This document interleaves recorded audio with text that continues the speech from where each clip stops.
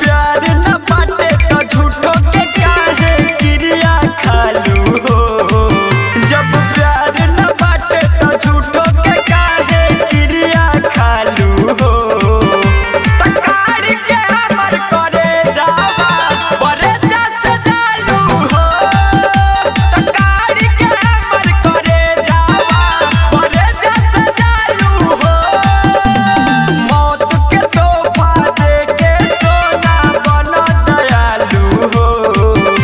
तकारी के हमर करे जावा बरे जस जालू हो। तकारी के हमर करे जावा बरे जस जालू हो। बरे जस जालू हो। बरे जस जालू हो। तोहर चलते ही सबा कासे दूर भइले हो। तोहरा नामवा से पूरा मशहूर भइले हो। तोहर चलते ही सबा कासे दूर भइले हो। तोहरा नामवा से पूरा मशहूर भइले हो। दुल्हन बनते पियवा संगे बड़ी मुस्कालू हो। तकारी के हमर करे जावा बरे जस जालू हो।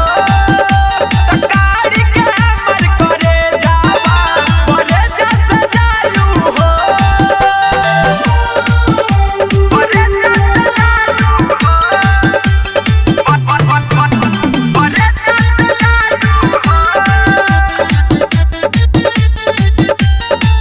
जादूरा तहरे नामे आसमान क देनी। बुझले नी दिल अपन हम दान क देनी।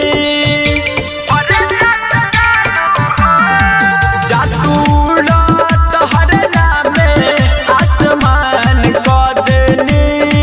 बुझले नी दिल अपन हम दान क देनी।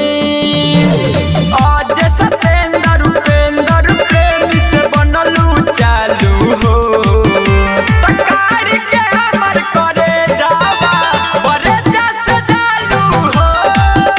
तकारी के हमर करे जावा बरे जस जालू हो। Mix by Mahakal recording studio, Dudhahi, Kushinagar.